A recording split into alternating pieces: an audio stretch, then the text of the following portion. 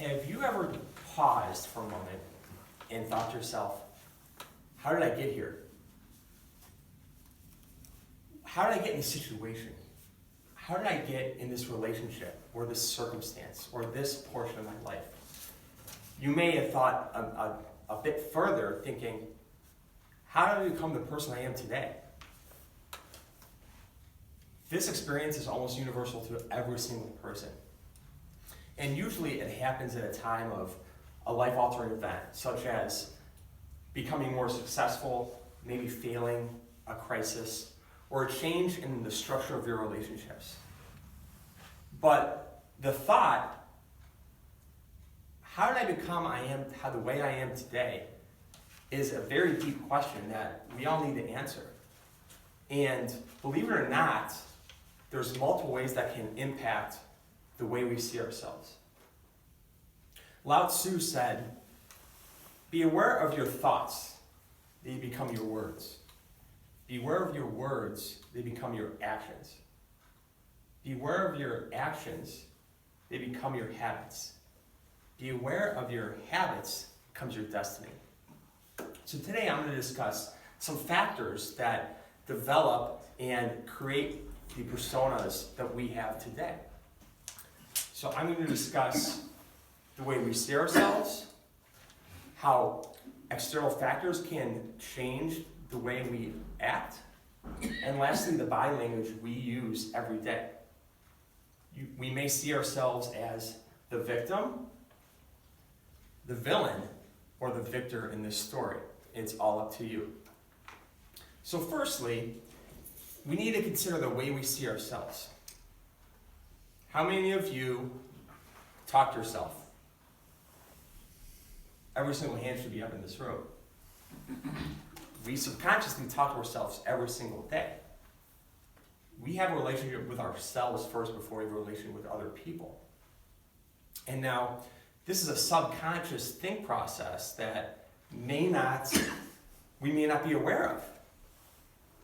And if we're not being intentional about it, we can go off the wrong way, thinking ourselves, "Oh, silly, you're stupid for doing that. Why would you even consider yourself for that position? Why did you put yourself through that situation?" We beat ourselves up over and over in our head. And what can that do? That can beat our self-confidence and self-esteem down. Instead, we need to become aware and intentional of the way we think about ourselves. I wrote this in August of 2018. I've always felt like an outsider. I felt like I needed to change myself to be part of the in crowd. I failed to realize I was not like my peers. My thoughts and skills were different than them. I felt like I did not fit in. And at first, I felt resentful and jealous. Why couldn't I not be like the others and fit in? Why couldn't I have their popularity and confidence? Now, much to my surprise, I realized I was asking the wrong questions. Instead, I should have asked, who am I? What do I have to offer? What makes me unique? I am a unique person with special thoughts, talents, strengths, and perspectives. I have big dreams and goals that I alone can achieve with my unique mix of abilities. And now I celebrate that fact. I have a unique path and way of life. I will boldly follow this path to the end. Now, if you notice, I saw myself as an outsider, where I felt isolated, I felt alone. I was down on myself.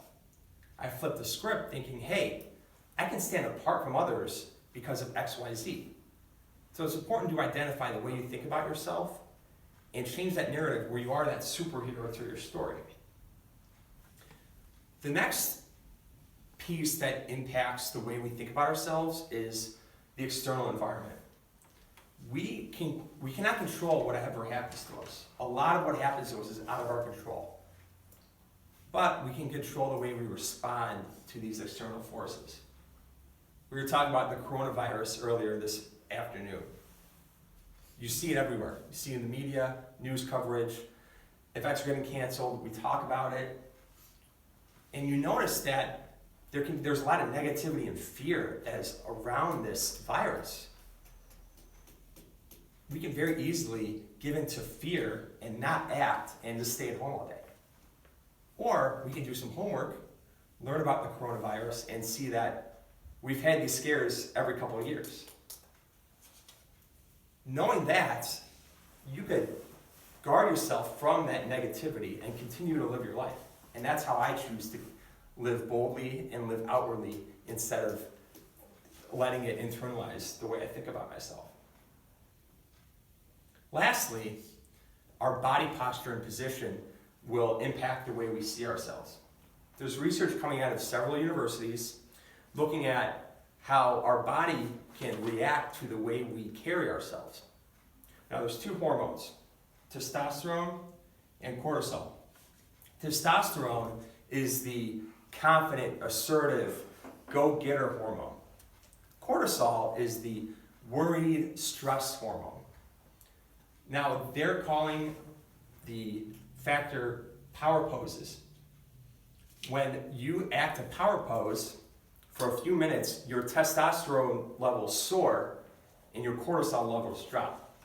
Basically telling you that you're going to be more confident, more assertive, less stressed,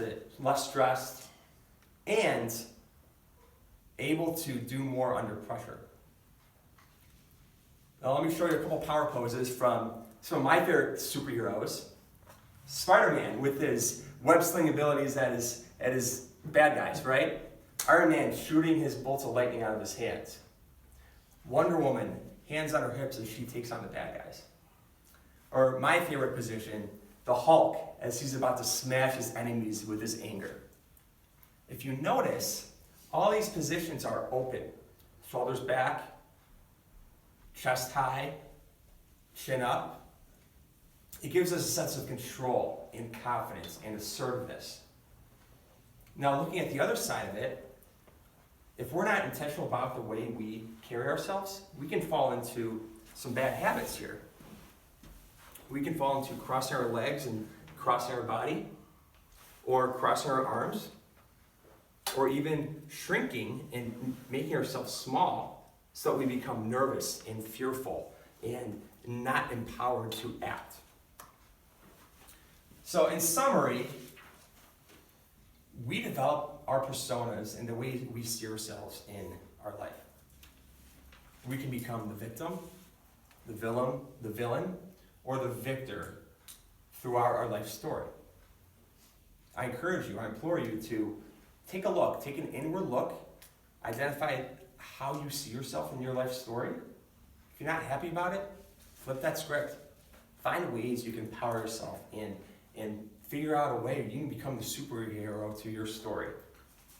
And believe me, you will soar above the rest. Mr. Toastmaster.